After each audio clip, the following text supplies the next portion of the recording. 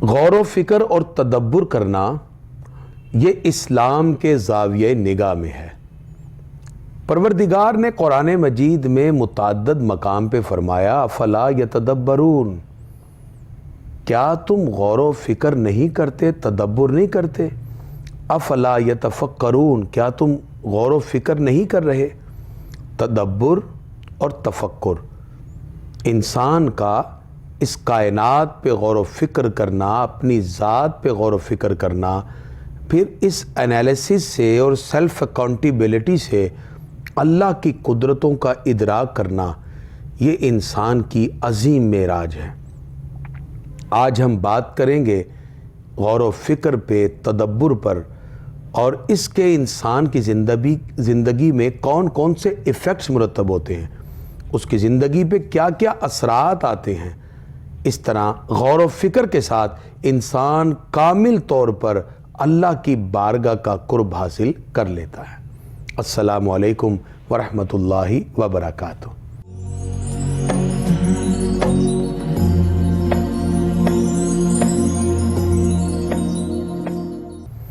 ہم مسلمان ہیں۔ اسلام ہمیں اپنے من میں ڈوب کر حقیقت کا راز پانے کا حکم دیتا ہے۔ جب انسان اپنے من میں ڈوب جاتا ہے تو پھر وہ اپنی اس حقیقت کے راز کو تلاش کرنے کے لیے غور و فکر اور تدبر کے اعلیٰ ترین معیار پہ فائز ہو جاتا ہے۔ غور و فکر کیا ہے؟ تدبر کیا ہے؟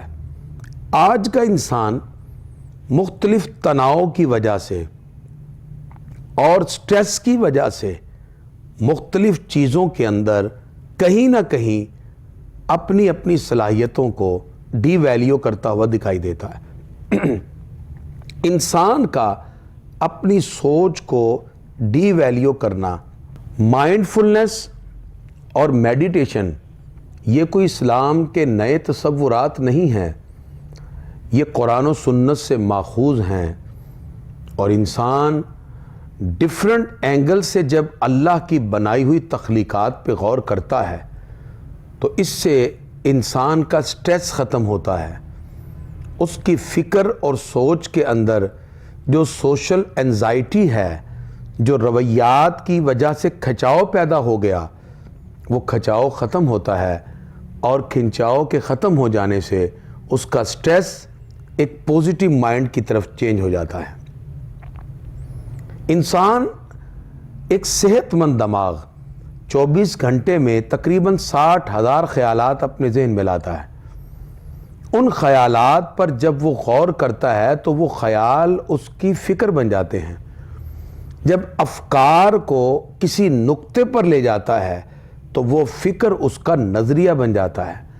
جب اس نظریے کو پا لینے کا احساس اس کے من میں پیدا ہو جائے تو پھر وہ اس کا موٹو ہوتا ہے، پھر وہ اس کا ٹارگٹ ہوتا ہے، پھر وہ اس کا ایم بن جاتا ہے، جس مقصد کے لیے پھر وہ ہر ممکن کوشش کرنے کے لیے تیار ہو جاتا ہے۔ لیکن اس مرکز تک پہنچنے کے لیے اس کو غور کی ضرورت ہے، تدبر کی ضرورت ہے، فکر کی ضرورت ہے، اپنی عقل کی جولانیوں میں ڈوب کر اس حقیقت کا راز پانے کے لیے اس کو سیلف انالیسس کی ضرورت ہے، اس کو سیلف اکاؤنٹیبلٹی کی ضرورت ہے۔ اسی وجہ سے غور و فکر اور تدبر کرنے کو ایک خوبصورت تصور کے ساتھ اسلام نے جوڑا، بلکہ اس کو صوفیہ نے مراقبہ سے تعبیر کیا اور اس کو عبادت کے ساتھ متصف کر دیا۔ اعلان نبوت سے پہلے حضور اکرم صلی اللہ علیہ وسلم غار حرا میں جلوہ فرما ہیں۔ آپ صلی اللہ علیہ وسلم وہاں نماز پڑھنے نہیں جاتے تھے کیونکہ ابھی تو وحی کا نزول ہی نہیں ہے۔ حضور اکرم صلی اللہ علیہ وسلم وہاں قرآن پڑھنے نہیں جاتے تھے کیونکہ ابھی تو قرآن آیا ہی نہیں ہے۔ حضور اکرم صلی اللہ علیہ وسلم غار حرا بلند چوٹی پر بیٹھ کر افلا یتدبرون افلا یتفکرون، اسی غور و فکر کے ساتھ اس کائنات کی بنی ہوئی ان تمام چیزوں اور تخلیقات پہ غور کرتے تھے جو کہ اس وقت ایک عبادت کا درجہ ہے۔ کائنات پہ غور کرنا اور پھر اس کائنات پہ غور و فکر کے ساتھ انسان اپنے جسم اور اپنی ذات پر غور کرے، پھر اپنی حقیقت کا ادراک کرے، اپنی ریالٹی کو پہچانے کہ میں دنیا میں کیوں آیا، میرا مقصد حیات کیا ہے۔ جس وقت وہ اپنی زندگی پہ غور کرتا ہے، وہ ڈیفرنٹ چیزوں کو انالیسس کرتا ہے اور جوڑتا ہے، جب وہ ڈیفرنٹ چیزوں کو کنیکٹ کرتا ہے، اس کے اندر ایک روحانی کیفیت کا وہ ادراک ہوتا ہے جس سے وہ اللہ رب العزت کی رحمتوں اور پروردگار کی قدرتوں کو اور اس راز کو پا کر اعلیٰ ترین منصب پہ فائز ہو جاتا ہے۔ پھر اس بندے کا حال یہ ہے کہ اس نے رضائے الہی کے لیے غور و فکر کیا، کائنات پہ تدبر کیا، تو پھر انسان کو یہ مرتبہ ملتا ہے جب اس نے اپنی رضا کو اللہ کی رضا کے تابع کر دیا، تو پھر حال یہ ہے، اقبال کہتے ہیں خود ہی کو کر بلند اتنا کہ ہر تقدیر سے پہلے خدا بندے سے خود پوچھے بتا تیری رضا کیا ہے۔ یہ مقام اس بندے کو اس وقت ملتا ہے جب اسپرچویلٹی میں اور روحانیت میں اس کو خالق کائنات اس کی حقیقت کا راز دے کر اس کی حقیقت سے اس کو خدا کی بارگاہ تک پہنچا دیتا ہے۔ یہ حقیقت کیا ہے؟ حضرت جبریل امین علیہ السلام نے جب سوال کیا مل احسان، یا رسول اللہ صلی اللہ علیہ وسلم احسان کیا ہے؟ سرکار دو عالم علیہ الصلوۃ والسلام فرماتے ہیں الاحسان، احسان اور اخلاص یہ ہے ان تعبد اللہ، کہ تو اللہ کی عبادت کرے، کأنک تراہ، گویا کہ تو اللہ کو دیکھ رہا ہے، فإن لم تکن تراہ، اور اگر یہ خیال تیرے دل میں پیدا نہیں ہو رہا کہ تو اللہ کو دیکھ رہا ہے، فإنہ یراک، پھر تیرا پروردگار تو تجھے دیکھ رہا ہے۔ یہ جب کیفیت دل میں پیدا ہو کہ میرا رب مجھے دیکھ رہا ہے، پھر انسان کی خلوت و جلوت کی کیفیات کے اندر ایک نکھار پیدا ہوتا ہے، وہ ہر جگہ اپنے پروردگار کو اپنے سامنے محسوس کرتا ہے، اور جس وقت وہ اپنے رب کو اپنے سامنے محسوس کرتا ہے تو اللہ تعالیٰ اس احساس کی وجہ سے، اس کے تدبر، تفکر، غور و فکر کی وجہ سے اس کو پھر ایک اعلیٰ ترین منصب عطا فرماتا ہے۔ تو انسان بحیثیت مسلمان جب غور و فکر اور تدبر کے زاویہ نگاہ سے گزر کر ڈیفرنٹ چیزوں کو کائنات کی جب ملاتا ہے، ریلیٹ کرتا ہے، اس کی ذات سے لے کر کائنات کی یہ تمام چیزیں، اس کائنات کا عدل بدل اور اس کا اجرام فلکی اور یہ گردش لیل و نہار اور دن اور رات کا آنا جانا، یہ سب کی سب چیزیں انسان کو اتنے خوبصورت فکر سے اور اتنے خوبصورت تخیل سے جوڑ دیتی ہے کہ یہ تخیل اس کو پھر معرفت الہی کے درجے تک پہنچا دیتا ہے۔ معرفت کیا ہے؟ عرفان ذات الہی کا نام ہے۔ یہ جو معرفت ہے، جو عرفان ذات الہی ہے، یہ انسان کو اپنی حقیقت کے اس نمونے سے آشکار ہونے کے بعد ملتی ہے کہ جب وہ اپنے باطن کی حقیقت کو پہچانتا ہے، جب وہ اپنی اس ریالٹی اور حقیقت کو جان لیتا ہے کہ میرا مقصد حیات کیا ہے، اللہ تعالیٰ نے مجھے دنیا میں بھیجا کس لیے ہے، اس کی زندگی کے کیا کیا ادوار ہیں، وہ اللہ کی بارگاہ میں کیسے کامل ترین مقام حاصل کر سکتا ہے، وہ دنیا میں کس لیے آیا ہے، اس کی حقیقت کیا ہے، یہ ساری چیزوں کا جب ادراک ہوتا ہے، یہ چیزیں اس کو خدا کے قریب کر دیتی ہیں۔ یہی وہ تدبر، یہی وہ تفکر، یہی وہ غور و فکر ہے جو کائنات کے غور و فکر کے ساتھ اس کو اس کی ذات میں ایک بہترین روحانی وصف کو پیدا کر دیتا ہے۔ تاریخ اسلام میں غور و فکر اور تدبر، اس کو بڑی اہمیت کی نگاہ سے دیکھا گیا۔ اللہ کی یاد میں گم ہو جانا، اس کی تخلیقات اور مظاہر قدرت کی حقیقتوں کو تلاش کرنے کی کوشش کرنا، اس کائنات کے مد و جزر اور اس کی ریالٹی اور اس کے حسن کو دیکھ کر उस परवरदिगार की बारगाह की मारिफत हासिल करना, इसको कई पैराए के अंदर देखा जाता है। ये तसव्वुरात जब इंसान के जहन में उभरते हैं तो उसकी सोच को, उसकी फ़िक्र को, उसकी मेंटालिटी और उसकी थिंकिंग पावर को इतना मजबूत करते हैं कि उसके जज्बात, ख़यालात, अफ़कार में अल्लाह रब्बुल इज़्ज़त की मोहब्बत फिर इस तरह रच बस जाती है कि फिर वो अपने हर अमल में अल्लाह की मोहब्बत को पिन्हा देखता है। यही मोहब्बत इलाही जो उसकी ज़ात से वाबस्ता होकर उसके अफ़कार व ख़यालात और उसकी सोच में इस तरह पिन्हा होती है कि फिर उसको खुदा की मोहब्बतें हर मकाम पर अल्लाह की अनवार व तजल्लियात दिखाई देती हैं। इसे सूफिया दर्जाए इखलास भी कहते हैं। नबी करीम सल्लल्लाहु ताला अलैहि वसल्लम का गारे हिरा में गौर व फिक्र करना, यही सिलसिला बाद में सहाबा किराम की ज़ात में भी नज़र आता है। तफक्कुर व तदब्बुर में अल्लाह की याद में गुम हो जाना, अल्लाह की मोहब्बतों में डूब जाना, हुजूर अकरम सल्लल्लाहु ताला अलैहि वसल्लम के फरामीन की हकीकतों को तलाश करने के लिए गौर व फिक्र करना, ये गौर व फिक्र इबादत का दर्जा रखता है। यानी एक आहले इल्म अगर किसी दीनी मसले पर भी गौर करे, उस पर भी इबादत का दर्जा है।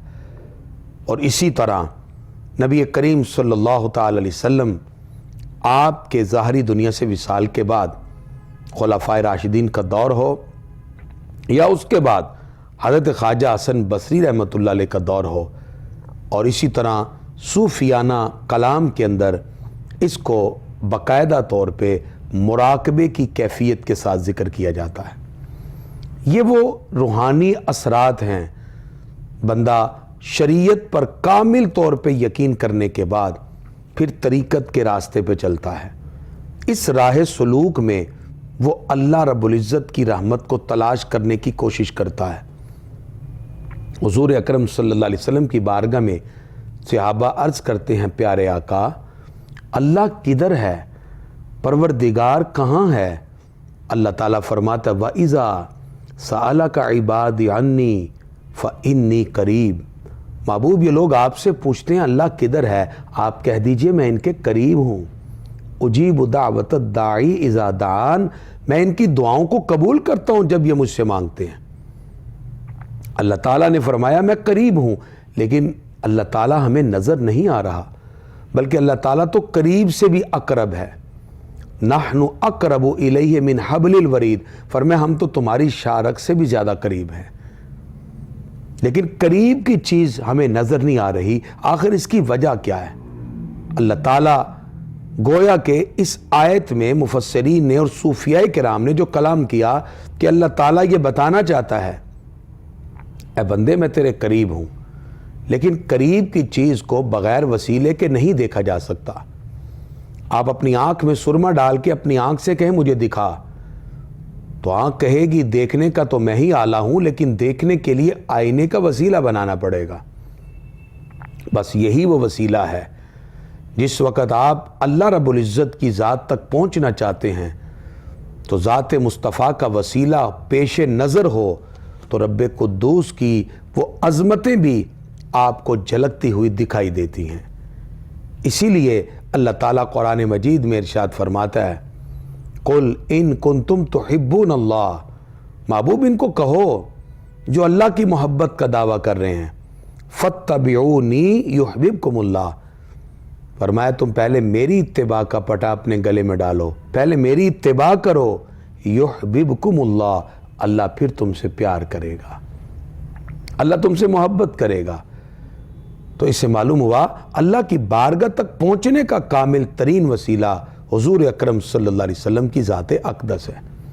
नबी करीम सल्लल्लाहु ताला अलैहि वसल्लम के साथ हम जितना अपना ताल्लुक़ जोड़ते जाएंगे अल्लाह का कुर्ब मिलता जाएगा।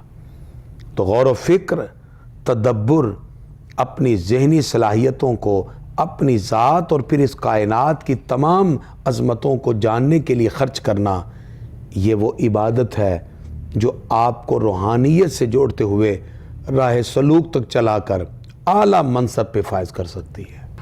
مائنڈفلنس اور میڈیٹیشن آپ کی سوچ، غور، فکر، تدبر، یہ آپ کو بے شمار بینیفٹس دیتا ہے۔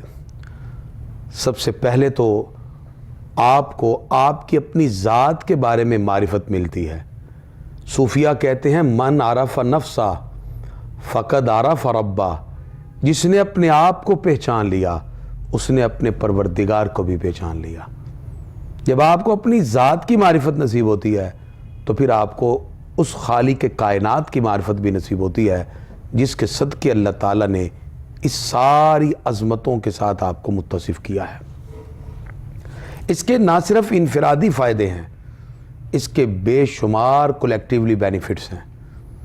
انڈیویجلی طور پر تو آپ کو خود اللہ رب العزت کی بارگاہ کا قرب ملا، رحمت الہی کے فیض سے آپ مستفید ہو رہے ہیں، لیکن اجتماعی طور پر جب آپ غور و فکر اور تدبر کے ساتھ جڑتے ہیں تو پھر آپ کی ذات میں اللہ رب العزت کسی کے بارے میں برا عنصر پیدا نہیں ہونے دیتا، کیونکہ آپ کی سوچ پاکیزہ ہے۔ آپ کے دل کا آئینہ ایمان کی لذتوں سے آشکار ہو کر اس طرح انوار و تجلیات بکھیر رہا ہے کہ آپ سوچتے ہیں تو اللہ کے حکم کے مطابق، آپ بولتے ہیں تو اللہ کی رضا کے لیے، آپ کھاتے پیتے ہیں تو رب کی رضا کے لیے، آپ کا چلنا پھرنا اللہ کی رضا کے لیے۔ پھر آپ کے پیش نظر ہے کہ مسلمان وہ ہے جس کے ہاتھ اور زبان سے دوسرا مسلمان محفوظ رہے۔ پھر آپ کسی کا کینہ دل میں نہیں رکھتے، آپ کسی کی نفرت بھی دل میں نہیں رکھتے۔ کینہ اور نفرت تو یہ ہے کہ اللہ کی تقسیم پر اعتراض کرنا۔ پھر آپ کا دل دوسروں کے لیے کشادہ ہو جاتا ہے، پھر غلط فہمیوں کا ازالہ ہوتا ہے، پھر پوزیٹیوٹی پیدا ہوتی ہے، اور پھر معاشرہ ایک خوبصورت تصور سے جڑتا ہے۔ پھر وہ جو تمام غلط فہمیاں ہیں وہ خوش فہمیوں میں تبدیل ہو جاتی ہیں۔ پھر انسان کسی کے بارے میں حسن ظن رکھنے لگتا ہے۔ یہ وہ خوبصورتی ہے جو پھر سوشل ڈیولپمنٹ کا سبب بنتی ہے۔ پھر اسپرچویلٹی کے اثرات معاشرے میں دکھائی دیتے ہیں۔ آج ہم میٹیریلزم کی طرف، مادیت میں بہت زیادہ ہے، ہم روحانیت کے اس فیوز و برکات کو سمجھ ہی نہ سکے۔ روحانیت ایک ایسا سمندر ہے جس میں غوطہ زن ہو کر انسان اللہ کی رحمتوں سے اپنے دامن کو بھی مستفید کرتا ہے، اس کا باطن بھی رحمت الہی کی ان نعمتوں سے جھلک اٹھتا ہے۔ وہ اتنے خوبصورت انداز میں اللہ رب العزت کی رحمتوں کو اپنے دامن میں رکھتا ہے کیونکہ اس کی زبان، اس کا دل ذکر الہی میں مصروف ہے۔ الا بذکر اللہ تطمئن القلوب۔ آج انسان مایوس ہے، پریشان اور ٹینشن میں ہے۔ اللہ فرماتا ہے اللہ کے ذکر سے دلوں کو سکون ملتا ہے۔ ذکر صرف زبان سے نہیں ہے، ذکر آپ کے دل سے بھی ہے، ذکر آپ کے افعال سے بھی ہے۔ آپ نماز پڑھتے ہیں تو زبان سے بھی ذکر ہے، رکوع سجود کرتے ہیں افعال سے بھی ذکر ہے۔ آپ کے دل میں خشوع و خضوع ہے، آپ کا دل بھی ذکر الہی میں ہے۔ یہ ساری چیزیں اللہ کے ذکر کے ساتھ مستفید ہیں۔ ذکر الہی میں اتنی ڈائمنشنز ہیں کہ انسان ڈیفرنٹ ٹائپ سے، ڈیفرنٹ طریقے سے، ڈیفرنٹ صورتوں سے اللہ رب العزت کو یاد کر کے اس کی رحمت کو پا لیتا ہے۔ انسان مایوسی سے دور ہو جاتا ہے۔ سیدہ کائنات سرکار کی بارگاہ میں آئیں تو حضور صلی اللہ علیہ وسلم آپ فرماتے میں تمہیں ایک ایسی تسبیح دیتا ہوں جو دنیا و مافیہ سے تمہیں بے نیاز کر دے۔ آپ نے تسبیح فاطمہ دی، فرمایا 33 مرتبہ سبحان اللہ، 33 مرتبہ الحمدللہ اور 34 مرتبہ اللہ اکبر پڑھو۔ اس کا مطلب ترغیب دلائی کہ اللہ کی یاد کو اپنے دل میں بسایا جائے، یاد الہی سے اپنے آپ کو جوڑا جائے۔ امت کو بھی یہ پیغام دیا، فرمایا میں دن میں 100 مرتبہ استغفار کرتا ہوں۔ حضور اکرم صلی اللہ علیہ وسلم سے حضرت عائشہ صدیقہ طیبہ طاہرہ نے عرض کیا، پیارے آقا آپ ساری رات کھڑے ہوتے ہیں، آپ کے پاؤں سوج گئے۔ آپ تو ایسے نبی ہیں، اللہ نے آپ کے صدقے سب کو معاف کر دیا۔ آپ اتنا لمبا قیام نہ کیا کریں، آپ کے تو پاؤں مبارک سوج گئے۔ حضور صلی اللہ علیہ وسلم فرماتے ہیں عائشہ کیا میں اللہ کا شکر گزار بندہ نہ بنوں؟ یہ ذکر الہی کی کیفیات ہیں، یہ اللہ کی یاد میں گم ہونا ہے۔ اس لیے آج کے دور کی جتنی پرابلمز ہیں وہ ایک ہی آیت میں حل ہوتی ہیں۔ اللہ فرماتا ہے وَمَنْ أَعْرَضَ عَنْ ذِكْرِي، جو میرے ذکر سے منہ موڑے گا، جو میری یاد سے غافل ہو جائے گا، فَإِنَّ لَهُ مَعِيشَةً ضَنْكَ، میں اس کی معیشت اور اس کی روزی کو بھی تنگ کر دوں گا۔ اسے پتہ چلا کہ ذکر الہی سے اتنے بینیفٹس ہیں، آپ کی انفرادی زندگی، آپ کی اجتماعی زندگی، آپ کے معاشی پرابلمز، آپ کے معاشرتی پرابلم، آپ کے گرد و نواح کے معاملات سارے حل ہوتے ہیں، اس لیے کہ آپ یاد الہی میں ہے اور غور و فکر سے اللہ کی بارگاہ کا قرب نصیب ہوتا ہے۔ یہی مومن کی کامیابی اور یہی زندگی کا حسن ہوتا ہے۔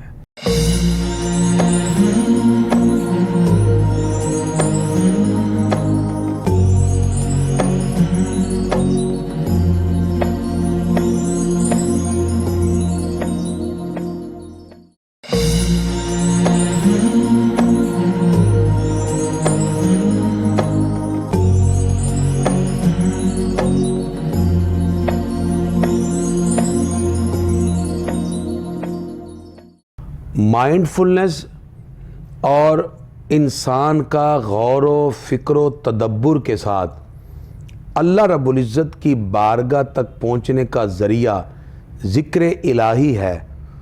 یہ جو ذکر الہی ہے یہ آپ کی مینٹل ڈیزیز کو ختم کر دیتا ہے۔ آج انسان ڈیفرنٹ سوشل ایکٹیویٹیز کی وجہ سے سٹریس میں چلا جاتا ہے، سوشل انزائٹی اس میں پیدا ہو جاتی ہے، لوگوں کے رویے اور سماجی تعلق اور روابط سے اس کے اندر کہیں نہ کہیں نیگیٹیوٹی پیدا ہو جاتی ہے۔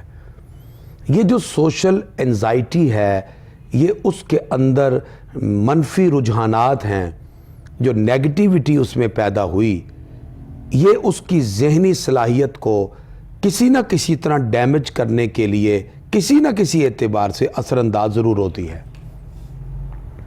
اور جس وقت وہ ذکر الہی سے اپنے ذہن کو مضبوط رکھتا ہے، سب سے بڑھ کر اس کو اللہ تعالیٰ صبر کی دولت دیتا ہے، ایک پیشن اس میں پیدا ہوتا ہے، ایک جذبہ، اور سب سے بڑھ کر سیلف کنٹرول اسے حاصل ہوتا ہے، اس کو اپنے اوپر ایک خود اعتمادی پیدا ہوتی ہے۔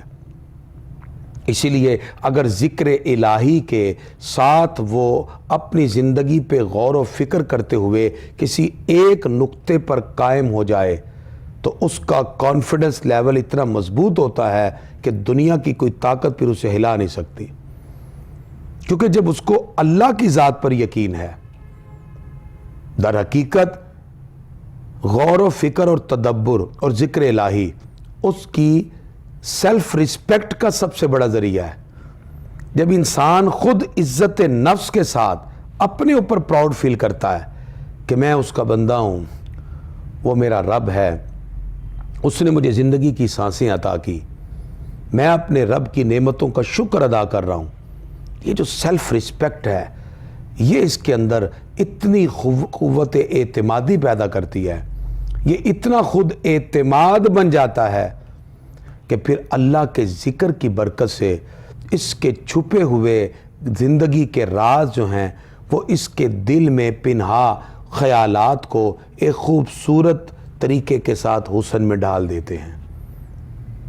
تو پھر انسان جو باطنی بیماریاں رکھتا ہے، جو اس کے اندر نیگیٹو فورسز ہیں، جو اس میں نفس امارہ، نفس لوامہ اور ملہمہ کی علائشیں ہیں، جو اس کو مسلسل گناہ کی طرف بڑھا رہی ہیں، تو انسان پھر اس نفس کی علائش سے باہر آ جاتا ہے، پھر اس کی سوچ سنورنا شروع ہو جاتی ہے، پھر ایک اللہ سے اس کا تعلق جڑ جاتا ہے۔ صوفیزم بھی یہی ہے، روحانیت بھی یہی ہے۔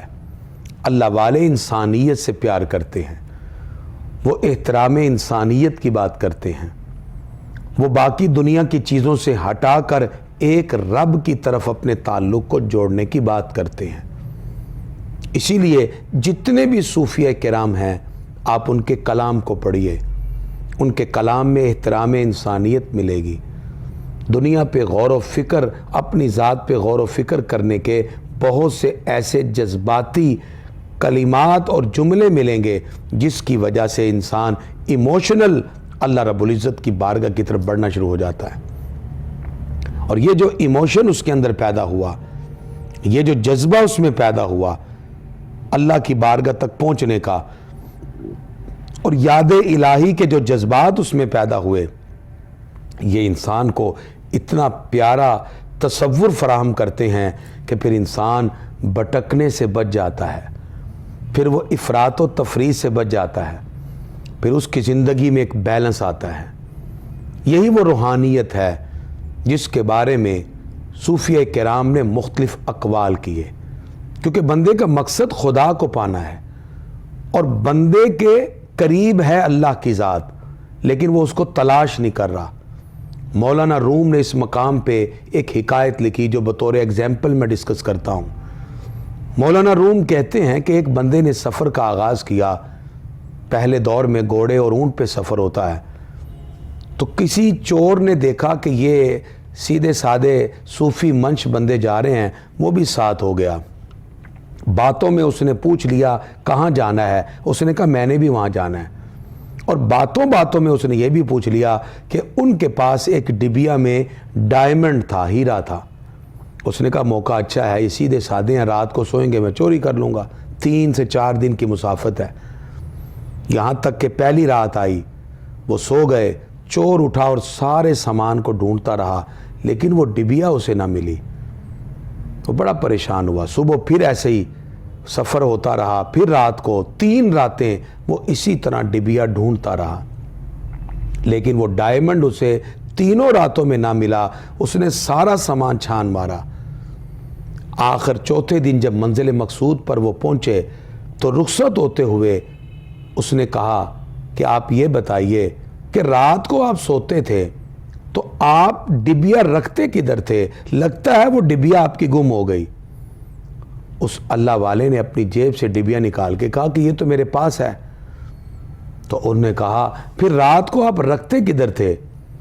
مولانا روم کہتے ہیں کہ اس صوفی منش شخص نے کہا میں رات جب سوتا تھا تو اس ڈبیا کو تیری ہی جیب میں رکھ دیتا تھا، تو ساری رات مجھے ہی ٹٹولتا رہا، تو نے کبھی اپنے آپ کو ٹٹولا ہی نہیں۔ مولانا روم کہتے ہیں بندے تو ساری زندگی لوگوں کو ٹٹولتا رہا، کبھی اپنے من کی زندگی میں، کبھی اپنے من کے دریا میں ڈوبا ہی نہیں۔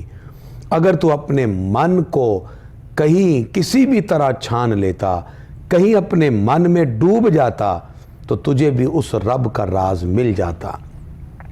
انسان ڈیفرنٹ چیزوں کے ساتھ چیزوں کا انالیسس کرتا ہے، وہ لوگوں کے اندر ڈیفرنٹ رویوں سے اس کا انالیسس کرتا ہے، کسی کے بارے میں پوزیٹیو، کسی کے بارے میں نیگیٹو ہونے کا خیال رکھتا ہے۔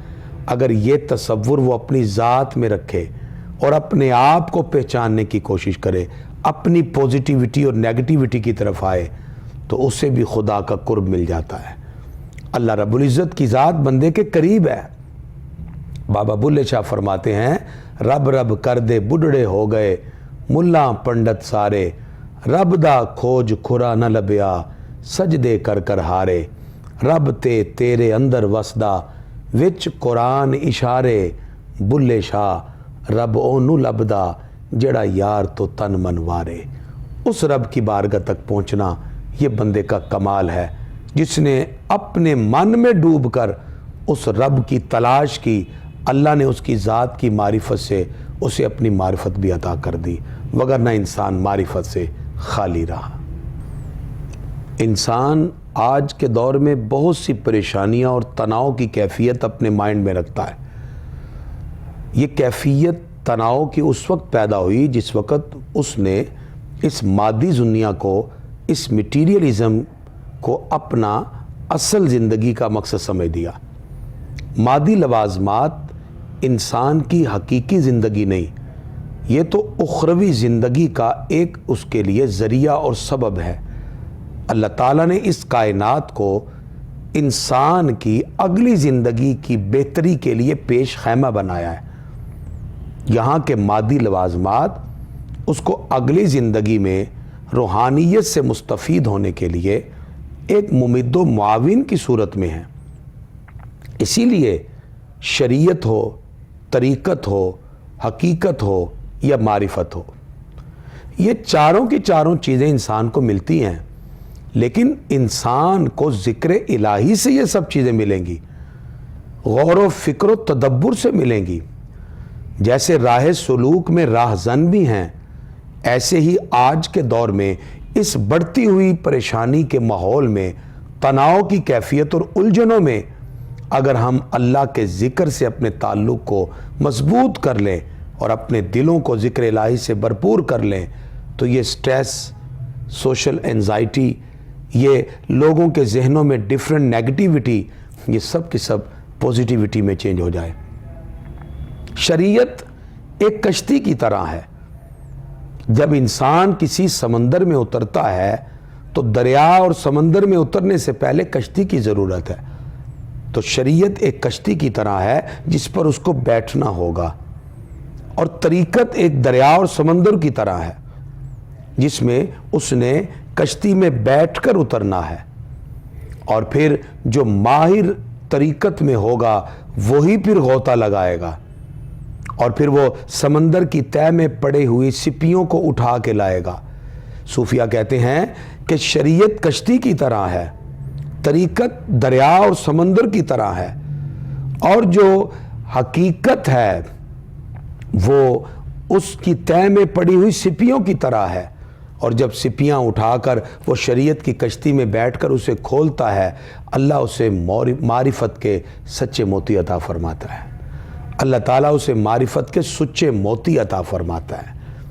تو معرفت کے سچے موتی تک پہنچنے کے لیے پہلے شریعت کی کشتی میں سوار ہونا پڑتا ہے، پھر طریقت کے بحر ذخار میں غوطہ زن ہونا پڑتا ہے، اور پھر اس کی تہہ سے سپیوں کو اٹھا کر اور چن کر پھر شریعت کی کشتی میں بیٹھ کر جب انسان اس کو کھولے تو اللہ اسے معرفت کے سچے موتی دیتا ہے جو انسان کی اصل معراج ہے۔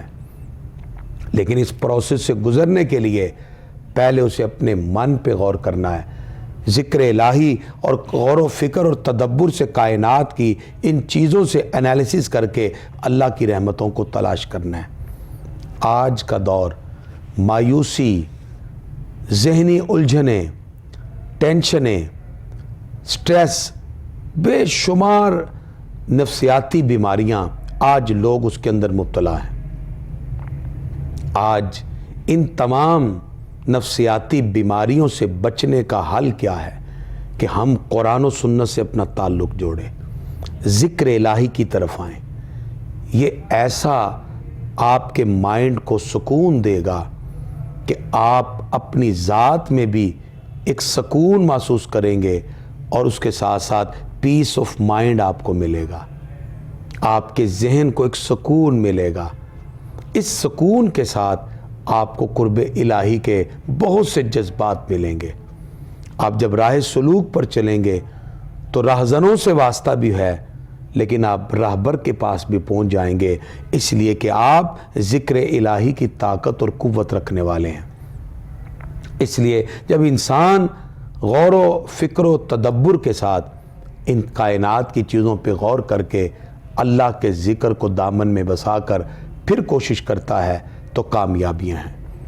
مستقبل اور فیوچر پرسپیکٹیو کے اعتبار سے اگر ہم اپنی زندگی کی روٹین تھوڑی سی چینج کریں، اپنے گھر میں قرآن و سنت کی تعلیم کو عام کریں، ذکر الہی کا خصوصی اہتمام کریں، اپنی زندگی کے کچھ لمحات ہم خود غور و فکر میں گزاریں، ہماری زندگی کے لمحات پہلے کیسے گزرے، آنے والے وقت میں ہمارا کیا ارادہ ہے، اپنے مستقبل کو پیش نظر رکھیں، اللہ کی رحمتوں سے مستفید ہونے کی کوشش کریں۔ پھر انسان جب رب قدوس کی رحمتوں سے سوال کرے، یہ انسان کی وہ خوبی ہے جو انسان کو پھر کامیابی کی طرف لے جائے گی۔ آج کی اس گفتگو کا ماحاصل یہ ہے اور خلاصہ یہ ہے کہ اللہ رب العزت نے ہمیں کئی مقام پر غور و فکر اور تدبر کرنے کا حکم ارشاد فرمایا۔ حضور اکرم صلی اللہ تعالی علیہ وسلم غار حرا میں ابتدائے اسلام کے ادوار میں اعلان نبوت سے پہلے آپ بھی غور و فکر کرتے ہوئے اس کائنات پر لوگوں کو پیغام دے رہے تھے۔ اللہ کی ان تخلیقات پہ غور کرنا یہ مومن کے لیے عبادت کا درجہ رکھتا ہے۔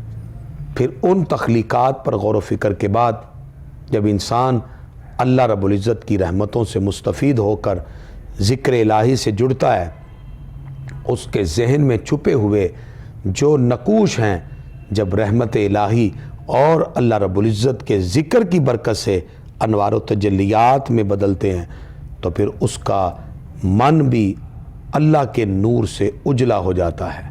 پھر اس میں انوار و تجلیات اس طرح چمکنے لگ جاتی ہیں کہ وہ پروردگار کی ذات کا متلاشی ہو جاتا ہے۔